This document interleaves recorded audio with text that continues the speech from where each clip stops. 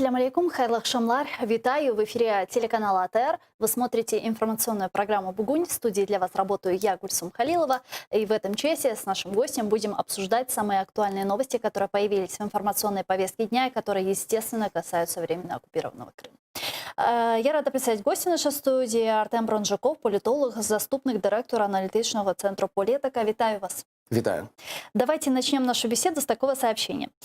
Законопроект номером 28311 авторства депутатов от «Слуги народа» из перечня предприятий, не подлежащих приватизации, исключили управление Северокрымского канала и управление главного Каховского магистрального канала, которые обеспечивают поставки воды на Крымский полуостров, заявил народный депутат Украины из фракции «Голос» Ярослав Юрчишин. Давайте послушаем его цитату. Сьогодні на Комітеті з питань антикорупційної політики буде спроба повернути українську воду в Крим для того, щоб забезпечувати потреби окупантів. У законопроекті 2831.1 авторства «Слуг народу» з переліку підприємств, що не підлягають приватизації, зникли управління Північно-Кримського каналу і управління головного Каховського магістрального каналу. По суті, це два державних підприємства, ключовим завданням яких є забезпечувати Крим українською водою. Що це означає?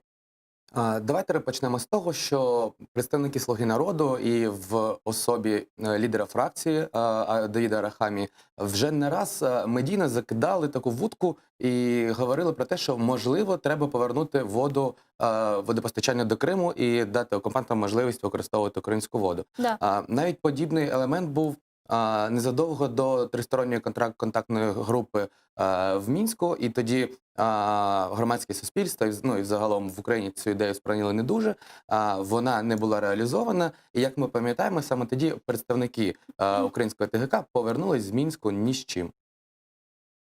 Но так или иначе, вот этот законопроект, за который авторство депутатов от «Слуги народа», в котором исключают из перечня предприятий, не подлежащих приватизации, управление Северокрымского канала, не говорит ли о том, что это попытка вот найти какой-то механизм возобновления поставок воды на Крымский полуостров? Це може бути таким сигналом. Наскільки можна допустити, то в команді президента, я так думаю, що це більше стосується Андрія Єрмака, керівника його офісу, є певна ідея і, можливо, є певні домовленості з Кремлем, згідно яких Україна може в обмін на якісь поступки для президента все ж таки дати воду для Криму. Ну, правильно ли я понимаю, что теперь, в случае, если подобный законопроект будет принят, и в перечне предприятий не будет управления Северокрымского канала и Каховского магистрального канала, то какие-то теперь приватные инвесторы, да, могут просто выкупить эти предприятия и по своему желанию или нежеланию просто подавать или продавать воду в Крим? Звісно, потенційно, якщо ці підприємства виключені з переліку заборонених до приватизації, то рано чи пізно держава, як фонд державного майна, може виставити на публічний аукціон, і всі бажаючі зможуть взяти в ньому участь. Ну, а справа в тому, якщо говорити про законопроект про приватизацію, я, звісно, можу помилятись, але наскільки мені відомо, то російські компанії не мають права брати участі в таких тендерах, в таких торгах. Но это не обязательно, чтобы были российские компании. Мы же знаем, что здесь на территории Украины есть такое понятие, как пятая колонна. Так, звісно, потенційно це можуть брати участь українські компанії, які зареєстровані в Україні, але ж ми не знаємо їх намірів і для чого вони захочуть приватизувати ці об'єкти. Вот вы сказали, возможно, была какая-то договоренность. Как вы думаете, когда могла бы быть такая договоренность между представителями украинской стороны, да, и российской стороны о возможной поставке воды на территорию временно оккупированного Крыма? Когда они могли о чем-то договориться и в обмен на что? Сьогодні казати щось конкретно складно, бо це буде гадання на кавовій гущі, але ж ми бачили, коли тільки Зеленський став президентом і Єрмак відповідав за переговори з Кремлем, то досить жваво просувались обміни полоненими, потім були зустрічі на теренах Європи між Україною та Росією та представниками, союзниками України. І, можливо, під час однієї з цих зустрічей і звучало питання повернення води. Но ведь поставки воды в оккупированный Крым, а точнее перекрытие Северокрымского канала, это украинские санкции в отношении оккупанта, да, в отношении страны-агрессора, которая оккупировала наши территории, оккупировала Крым, оккупировала часть Донбасса и ведет там агрессивную свою войну. Разве таким образом, если мы, да, там украинская власть решит подавать воду на территории временно оккупированного Крыма, мы не теряем свое лицо перед нашими, в том числе, да, и западными партнерами, от которых мы требуем ужесточения санкций в отношении России, в то время, когда сами свой же инструмент не используем, нивелируем. Так, це правда. Україна не завжди послідовна в своїх діях, що стосується санкцій до Росії. Ми дуже часто вимагаємо посилення санкцій від Євросоюзу, від Сполучених Штатів, але натомість Україна цей механізм не завжди якісно використовує. Треба розуміти, що сьогодні команда президента знаходиться в складній ситуації. І один з передвиборчих обіцянок президента було припинення вогню. І сьогодні певна така політика, вона і налаштована на те, щоб знайти з окупантами компроміс і все ж таки перенести своєму виборцю ці обіцянки, виконати їх для того, щоб підтримувати свій рейтинг. А как вы считаете, можно ли с оккупантом найти какой-то компромисс? Ну, загалом Росія вже не перший рік демонструє відкрито не тільки для України, а на весь світ, що домовлятися вони не збираються. Вони використовують Крим, Донбас як механізм тиску як на Україну, так і на наших міжнародних Ну, Зеленского партнерів. это понимает? Я думаю, що в команді президента, я сподіваюся, що в команді президента є певна стратегія, якої вони будуть дотримуватись, і згідно цього мають візію, до чого здатні прийти в ітозі. Бо на сьогоднішній день досить незрозуміло, багато хаотичних рішень, які сьогодні не дають бажаного результату, але натомість викликають багато питань з боку українського суспільства. Но в случае, если вопрос возобновления водоснабжения в оккупированный Крым будет каким-то образом решен, и будет принято решение о том, что воду в Крым надо подавать, какая реакция будет гражданского общества в Украине? Я думаю, що та частина людей, які пройшли війну на Донбасі, які пройшли Майдан, будуть незадоволені таким рішенням. І це може вилитись для президента та його команди акціями, вуличними протестами та такими символами непокори і незгоди з владою. Ну, это, в принципе, как и было, когда подписали формулу Штайнмайера, да, когда создали консультативный совет, когда разводили войска на Донбассе. Так, в Україні дуже часто є прояви такої прямої демократії, коли Ну, то есть это вопрос этой же серии, Так, правильно? звісно, коли вулиця, громадськість реагує, виходячи на акції протесту, тим самим демонструючи те, що вони не згодні і намагаються таким чином впливати на рішення влади.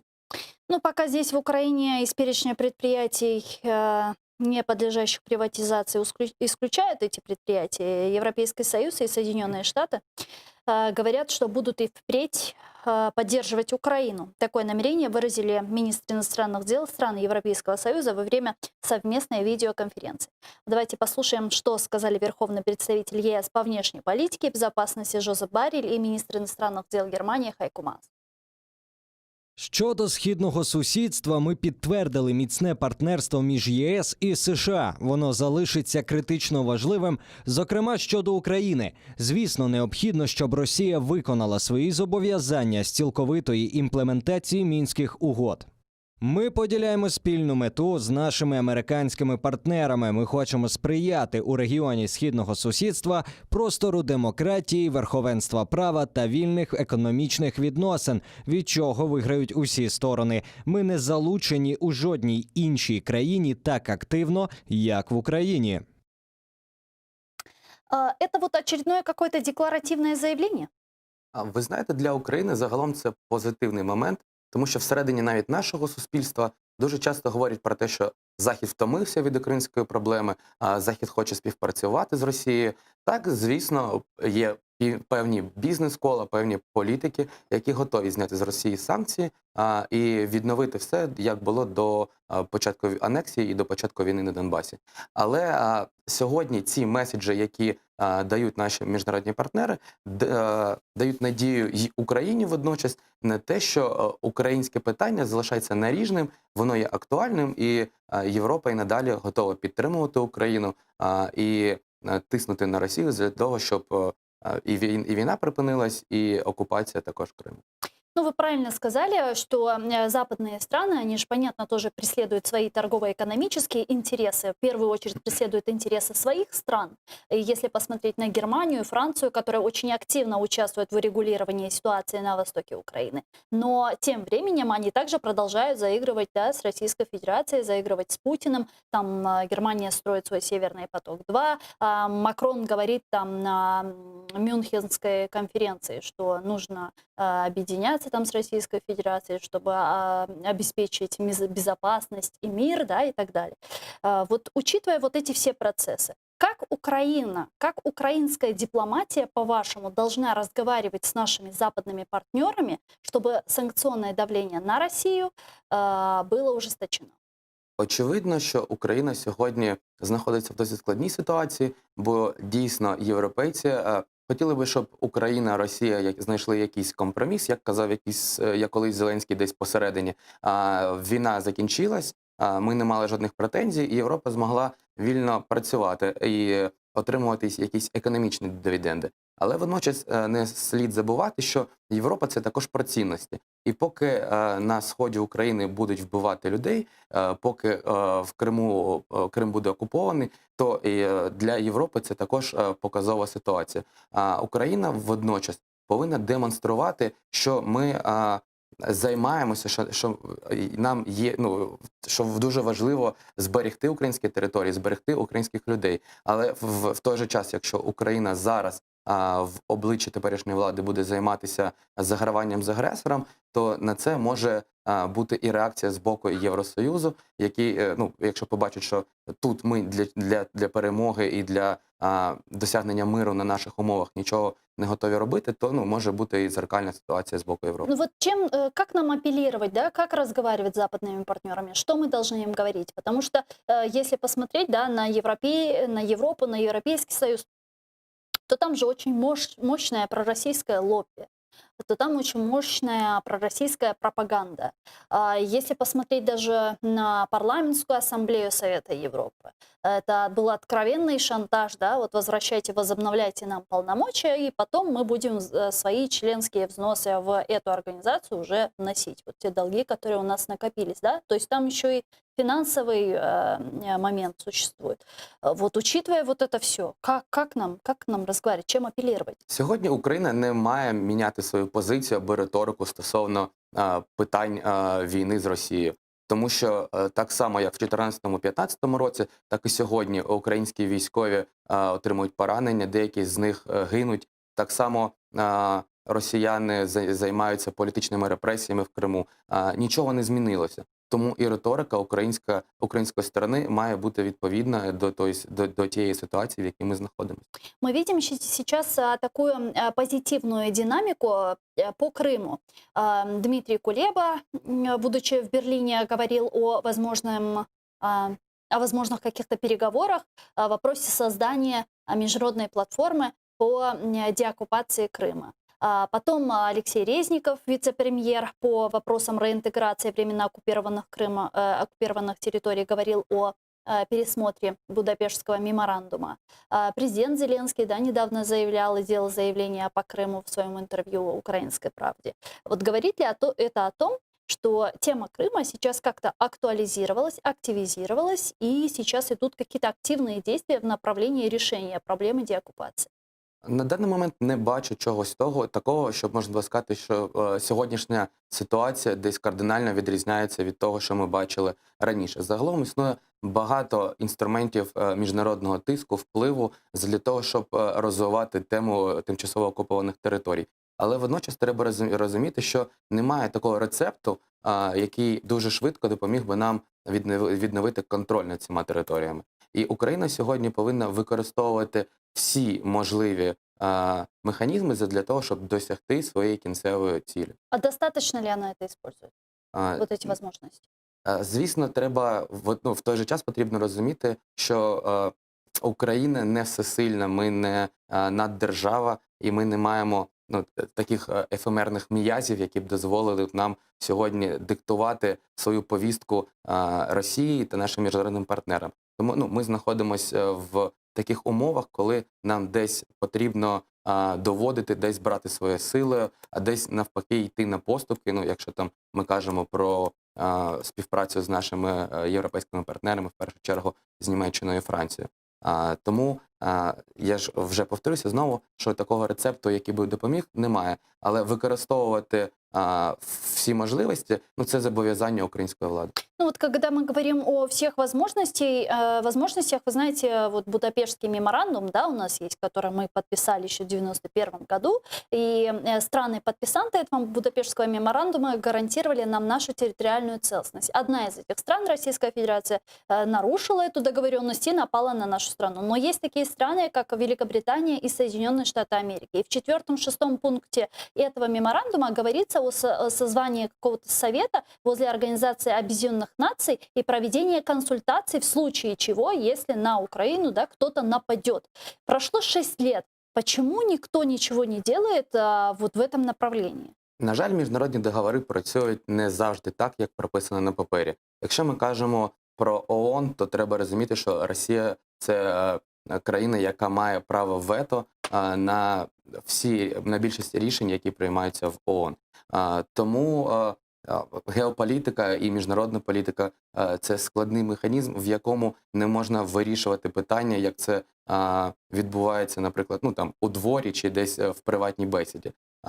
Жодна з країн сьогодні не готова розпочинати військову операцію проти Російської Федерації. Всі ми розуміємо, що ми живемо в 21 сторіччі, де панує капіталізм, люди хочуть заробляти гроші.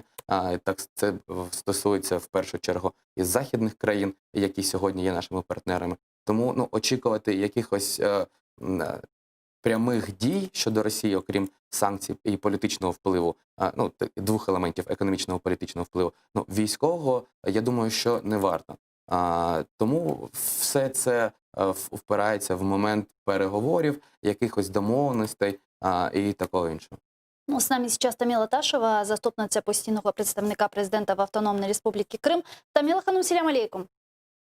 Алейкум салям, доброго вечера. Да, доброго вечера. Тамила Ханум, вот мы сейчас говорим об активизации темы Крыма на международных площадках. Вот обсуждали брифинг Дмитрия Кулебы, когда он был в Германии, да, и сказал о том, что Украина планирует начать обсуждение по вопросу создания международной платформы по неизбежной деоккупации полуострова. Как вы думаете, какая это может быть платформа, какие организации, какие страны к ней могут быть причастны?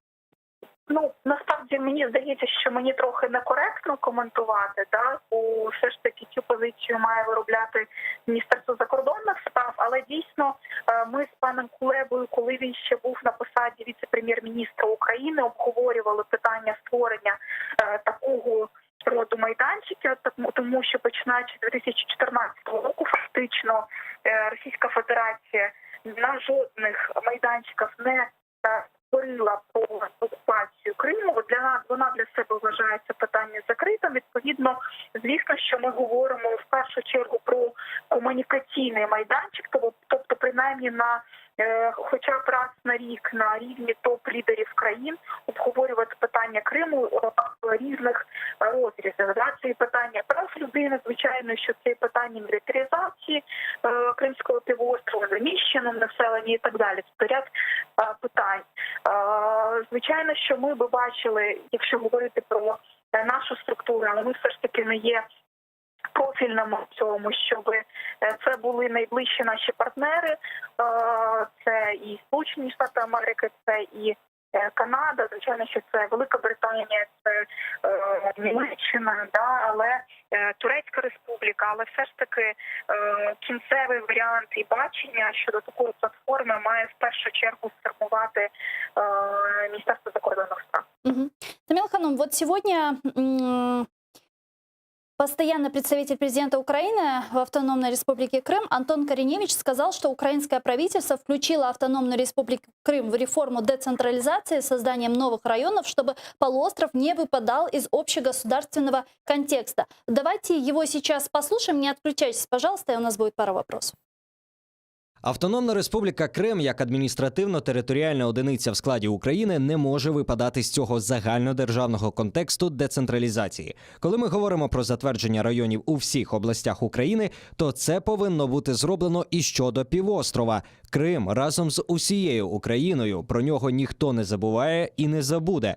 Це зроблено спеціально, оскільки після деокупації нам знадобиться висока щільність органів державної влади України на цій території. Нам потрібно, щоб ці органи надавали різні адміністративні послуги українським громадянам в Криму. Реформы административно-территориального устройства Крыма в рамках децентрализации. А насколько де юре сегодня это важно сделать? Насправді Що це нам ми дає, говоримо про будь-які процеси, які відбуваються в країні на загальнонаціональному рівні, щоб окуповані території загалом не випадали з цього процесу. Да? Відповідно, зрозуміло, що коли йде загальне питання децентралізації і адміністративно-територіального устрою країни, забувати про окуповану територію є нелогічним і неправильним. Зрозуміло, що на даний момент Україна не має ефективного контролю над територією і не має доступу. Так, і в першу чергу про це треба говорити, що, наприклад, щодо розділення і формування територіальних громад, да, цього, наприклад, ми точно не можемо зробити, тому що територіальні громади мають формуватися безпосередньо громадянами, які проживають на цій чи іншій території. Але у загальну матрицю ці питання потрібно було, звичайно, вписувати. Це політичне питання в першу чергу. Угу. Ну вот, что я еще хотела у вас спросить. Крым ведь отличается от других районов и регионов Украины тем, что там есть такой коренной народ, крымско-татарский, да, с наличием реализации его прав на самоопределение. В Крыму еще есть Севастополь, да, со своим статусом. И вот когда мы говорим о коренном народе крымско-татарском, крымские татары уже много лет вот ждут внесения изменений в Конституцию Украины о крымско-татарской национально-территориальной автономии. Вот есть ли смысл проводить вот эти вот реформы де юре сейчас на материке, пока вопрос внесения изменений в Конституцию не решен? Однозначно так, тому що ви самі розумієте, що який би був посил для тих громадян, які проживають на окупованій території, загалом для всіх громадян України, якби питання Криму в цій реформі не було би порушено. Тому що на даний момент вносились зміни і пропонувалися згідно діючого українського законодавства. Через те, що на даний момент питання, пов'язані зі змінами до Конституції 10-ї, розділу 10 Конституції України, не є впровадженими, да, тобто ця реформа ще не є прийнятою, відповідно зрозуміло, що зміни були запроваджені або будуть запроваджені, завтра лише тільки буду голосуватися, згідно діючого законодавства. Чоксагулнс Таміла Ташева, заступниця постійного представника президента України в Автономной Республике Крым, була з нами на прямому зв'язку. А как вы считаете, проведение вот этой реформы, административно-территориальной реформы в рамках децентрализации в Крыму, вот сейчас, когда Крым находится под оккупацией, де юре, насколько важно? Це важливо не юридично, а більше політично. Якщо б сьогодні ми говорили про реформу децентралізації і відкидали Крим в цьому контексті, то це було б неправильно, бо Україна таким чином на весь світ би робила заяву, що сьогодні Крим існує не в контексті України. Але ж ми цього не визнаємо. Так, сьогодні він є окупованим, і це є правда. Але є великі сподівання як і з боку нашої держави, так і з боку суспільства, те, що Крим все одно повернеться до України. І тому всі якісь ідеї, які пов'язані з Україною як суверенною державою, не можуть бути без Криму.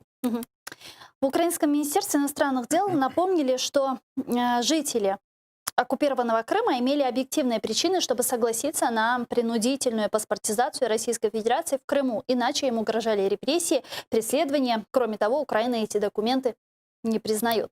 Давайте послушаем цитату МИДа. Останнім часом в інформаційному просторі спостерігається штучна дискредитаційна кампанія щодо російських паспортів, які нав'язувалися громадянам України російською окупаційною адміністрацією Криму з березня 2014 року. Примусова паспортизація – це елемент репресивної політики держави-агресора щодо громадян України, які змушені жити в умовах окупації. Нав'язана паспортизація є елементом системного тиску російської окупаційної адміністрації на громадян України, заздалегідь спланованим і цинічно реалізованим. Громадяни України, які живуть у Криму і Севастополі, фактично були позбавлені права вибору. Можливості відмов від російського громадянства були жорстко обмежені шляхом визначення недостатньої кількості відповідних центрів і занадто коротких термінів прийом заяв про відмову. Знаете, недавно в медиапространстве произошел скандал о российском паспорте журналиста Павла Казарина. И вот сейчас мы услышали с вами заявление Министерства иностранных дел, которое вступается и объясняет, что тогда создавались такие условия, при которых российский паспорт было дело, да, принудительным. И граждан Украины, проживающих на территории оккупированного Крыма, просто вынуждали брать эти паспорта, потому что если они их не брали, да, там, они даже не могли сходить в больницу. Просто. И вот как вы думаете, стоит ли сейчас вот спекулировать вот этой темой паспортов? Виноват ли в этом Казарин? Виноват ли в этом Владимир Балух? Или все те, кто проживает на территории временно оккупированного Крыма? Ви знаєте, взагалі це наратив саме російський і країни-агресора. Коли люди під час Другої світової війни потрапляли в полон, то по поверненню до Радянського Союзу вони потрапляли в табори, тому що їх вже заочно вважали зрадниками та людьми, які там розповіли якісь державні інтереси чи тайни. Загалом нічого страшного в тому, що та чи інша особа, знаходячись під тиском, якщо її життю була реальна загроза, взяла російський паспорт, ну, в цьому нічого страшного немає. А якщо казати про журналіста Казаріна, який взяв російський паспорт, то тут проблема більше в тому, що він про це не заявив публічно сам. І якщо б він це зробив одразу, я не думаю, що в когось би виникли питання. Але сьогодні, коли вже пройшло 6 років з моменту окупації Криму і з того часу, коли він отримав паспорт, і тільки коли ця інформація з'явилася в Фейсбуці, він, здається, написав, що я хотів розповісти, ось ще трохи почекати. Ну, скільки він ще думав чекати? Ніхто б, ну, я не думаю, що до нього були б якісь претензії, якщо б він одразу по поверненню на материк сказав би, що так і так, була дійсно загроза моєму життю, але я взяв паспорт, але водночас я залишаюсь громадянином України, і я не думаю, що в цьому була б якась проблема. Ну, все же, вот идет какая-то, вот вам не кажется, что идет какая-то вот такая целенаправленная атака на конкретных журналистов и политических заключенных?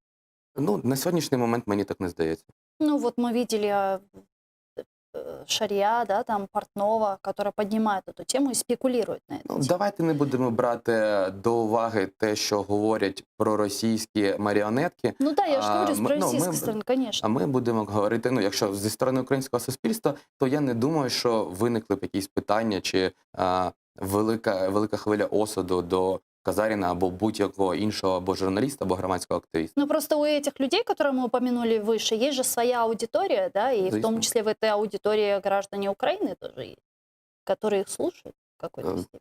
Так, ну, ми не можемо цього відкидати, ну, але як я вже заявив, що якщо все максимально прозоро і відкрито, і коли ти пояснюєш і своїй аудиторії, і взагалом, якщо ти медійна особа на країну, публічно пояснюєш, чому ти вчинив так чи інакше, я думаю, до тебе буде менше проблем.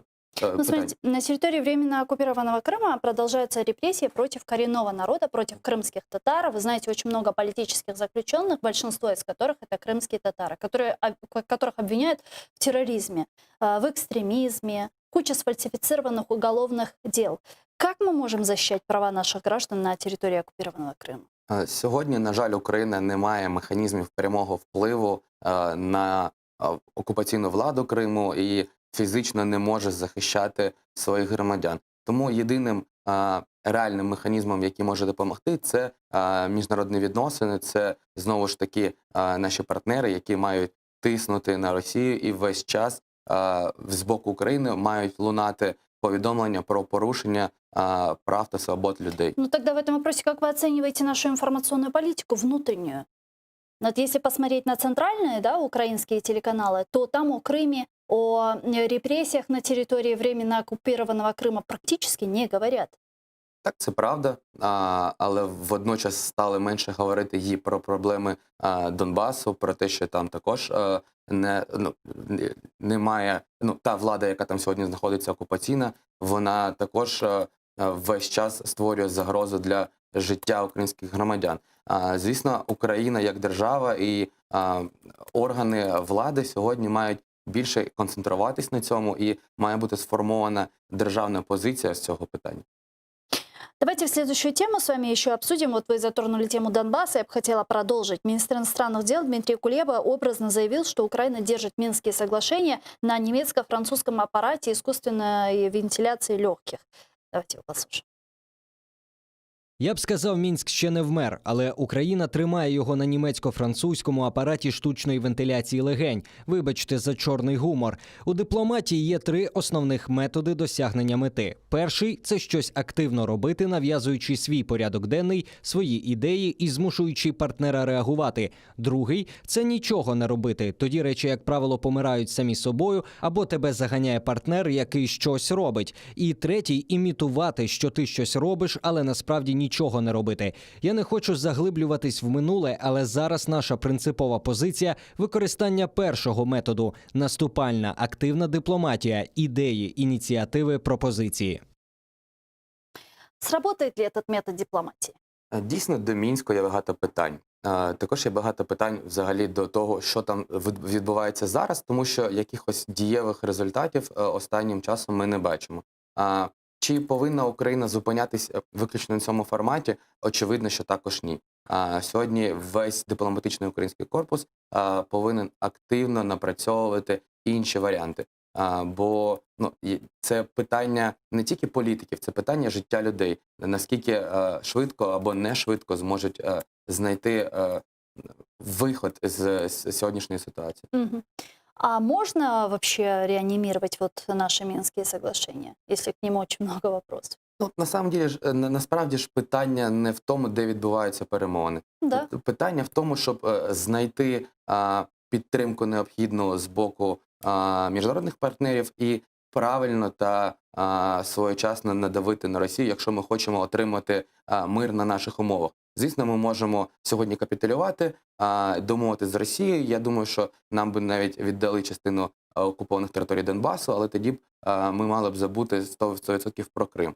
Тому сьогодні має бути створений така програма, яка б дозволила Україні все ж таки стояти з позиції сили і свої вимоги голосно промовляти, але не десь там мріяти про те, що колись, можливо, нам Росія вирішить піти з наших територій. Ну а что это может быть за программа, если Минские соглашения объективно в тупике? Украинская сторона требует мир на своих условиях по праву, да, это прекращение огня в первую очередь на востоке Украины, вывод российских войск с территории Украины, установление контроля Украины над украинско-российской границей, и только потом проведение демократических выборов на востоке Украины, к чему тоже есть очень много вопросов относительно выборов. В то время как Российская Федерация просит вообще противоположное, это проведение там на территории Донбасса выборов без установления контроля, без демилитаризации. И после этого, понятно, мы получаем вот просто какую-то конфедерацию. Как вот тут можна вийти з цієї патової ситуації? На жаль, сьогодні я не бачу дієвих механізмів. Справа в тому, що Україна не має такої сили для того, щоб диктувати свої умови. Тому, якщо ми зараз погодимось, то це буде виключно умови, які нам принесе Росія, які будуть написані в Кремлі. Ми маємо чекати послаблення, ми маємо працювати на міжнародній арені, ми маємо посилювати Україну всередині для того, щоб в майбутньому мати таку можливість впливати і диктувати свої умови. А зачем нам Мінськ? Може вийти з них? Ми можемо вийти з Мінську, давайте будемо проводити переговори в Парижі, але, як я вже зазначав, що немає різниці, в якому місці вони проходять. Є більша різниця в тому, який наратив там є. І ось сьогодні немає дійсно дієвих механізмів, які б дозволили це робити. В цьому головна проблема. Ми не можемо запропонувати Росії такі умови, на які вони погодились, а Росія не може, вочевидь, запропонувати нам. Так а зачем нам тогда в таком виде Минские соглашения? Ну тому що якщо не буде зовсім ніяких дипломатичних контактів, то це може все перерости в повномасштабну війну. І чого б, звісно, не хотіла б жодна сторона, я думаю. Ну, у нас и так огонь на Востоке не прекращается. Так, це правда. Даже несмотря на разведение войск. Так, це правда, але сьогодні українські військові на Сході боронять кордони. На жаль, хотілося б, щоб вони були відповідно до суверенних кордонів України, але, на жаль, це не так. Але якщо сьогодні ми почнемо складати зброю, то ми отримуємо цю лінію вже не на Донбасі і Криму, а десь посередині Дніпра або, може, і під Києвом. Угу. Ну, а как тогда, какая должна быть позиция наших западных партнеров? Они же тоже, мы видим, лавируют, пытаются лавируют, но так и не вылавируют, к сожалению. И мы видим, что они не признают и думают, что можно договориться с Путиным. Может, все-таки им нужно понять, принять и признать, что есть вот такая вот минская дилемма, и вопрос стоит, и ставить вопрос ребром. Либо вы выбираете суверенитет Украины, либо вы продолжаете вот шнырять между как бы Россией и Украиной и преследовать там, понятно, свои интересы. Но все же, может, вам стоит уже занять какую-то четкую позицию? Может, так нужно разговаривать уже с Германией и Францией? Європейські політики не є монолітними, а деякі з них дійсно є друзями України, інші підіграють Росії. Але сьогодні в умовах, в яких ми знаходимося, і коли нам дійсно допомагають, я думаю, що було б не зовсім дипломатично правильно намагатись таким чином тиснути на Німеччину і на Францію. Тому що, якщо від нас відмовляться і не буде тієї допомоги, яку ми маємо сьогодні, то знову ж таки залишитись один на один з Росією сьогодні ми не готові. Угу. Но как вы думаете, западные партнеры понимают, что амбиции Российской Федерации это не Украина, далеко не Украина? Я думаю, що не всі європейські політики мають таке уявлення про стан речей на сході України. Почему? Кто не доработал в этом вопросе? Певно, що і українська сторона не допрацювала. Також не треба забувати, що і Росія весь час працює з цими людьми. Деякі з них отримують якусь фінансову вигоду, хтось має якісь політичні зв'язки. Не можна казати, що вся Європа, всі представники європейських держав виключно підтримують Україну, бо це буде неправда. Так, але більшість з них дійсно на нашій стороні. І сьогодні Україна має боротися за своїх союзників, а не відвертатися від них. І якщо ми будемо розмовляти ультиматумами, я не думаю, що це призведе до якихось позитивних результатів для нас. Да, но просто если посмотреть на самых преданных союзников Украины, это Латвия, Литва, Эстония, это Польша, это именно те страны, которые столкнулись с Россией, на территорию которых вступал российский сапог. И они знают, что такое Российская Федерация. И даже вы помните 18 мая, да, именно эти страны признали геноцид крымско-татарского народа, депортацию крымско-татарского народа актом геноцида. Как тогда убеждать Францию, Германию, ключевых партнеров в вопросе урегулирования? Ви знаєте, є ще велике питання до того, як українські політики себе поводять. Коли сьогодні ми на всіх майданчиках можливих під час виступів українські політики розповідають, що нам необхідна підтримка, що Росія весь час на нас тисне і все таке інше, але потім в міжнародній пресі з'являються якісь корупційні скандали, якісь політичні скандали всередині нашої країни. Це також викликає питання і десь підвищує рівень недовіри до української влади. І вона б мала б водночас себе краще проявляти і демонструвати, що ми тут, в Україні, готові робити все для того, чтобы повернуть свои территории. Ну, нас, помните, с Соединенными же Штатами тоже примерно такая история была, когда нас привлекли в предвыборную кампанию Соединенных Штатов Америки. Недавний скандал с пленками Деркача, да, относительно Порошенко, Байдена. Не подрывает ли действительно вот эту двухпартийную нашу поддержку со стороны США? Українські політики дуже часто не далекоглядні. Вони десь там ситуативно намагаються знайти собі якихось союзників, а потім, коли відбувається навпаки, то ми, не ми, а вони, Україна як держава, через недолугі дії політиків розводить руками і втрачає підтримку партнерів. Я думаю, що було б більш доцільно мати якусь стратегію далекоглядну, що стосовно і Сполучених Штатів, і що стосовно Європи. Бо якщо ми будемо весь час ставити не на тих політиків, то Україна також може втратити ту підтримку, яка є.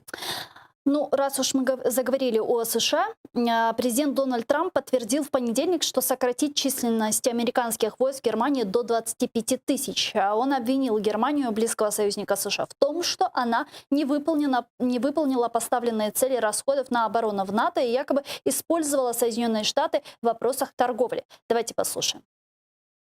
Ми захищаємо Німеччину, а вони порушники. Це не має сенсу. Тому я сказав, що ми збираємось скоротити кількість солдатів до 25 тисяч. Вони дуже погано ставляться до нас в торгівлі. Ну а вот генеральный секретарь НАТО Ян Столтенберг считает, что в интересах США сохранить свое военное присутствие в Европе. Давайте его послушаем. Президент Трамп і я обговорили це питання минулого тижня телефоном. Мій меседж такий: присутність США в Європі в інтересах Європи, але також і США. Мир і стабільність у Європі важливі також і для Північної Америки. Президент оголосив те, що він оголосив, але поки не вирішено, як і коли це рішення буде імплементоване. Я очікую, що ми обговоримо це питання на майбутній міністерській зустрічі. Игорь Эйдман с нами сейчас на прямой связи, российский журналист. Здравствуйте. Алло. Да, здравствуйте. Да, здравствуйте. Ну вот эта инициатива Трампа сократить численность американских войск в Германии до 25 тысяч связана ли с какой-то местью Германии за Северный поток-2? Да, вообще очень сложно искать подлинные причины действий Трампа, как и считают многие американские, в том числе наблюдатели. Он часто предпринимает какие-то действия, движения, да, достаточно импульсивно.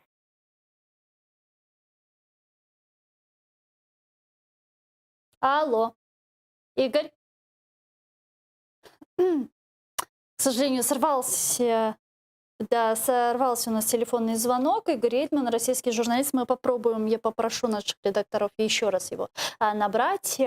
Как вы думаете, что это? Вот это действие Дональда Трампа сократить численность американских войск в Германии? Трамп не приховує своїх антиглобалістичних поглядів.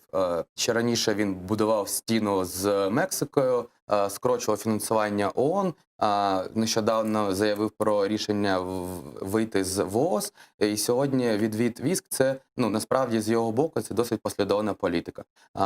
Ми в Україні трохи не вбачаємо проблем і тих глобальних процесів, які сьогодні відбуваються в світі.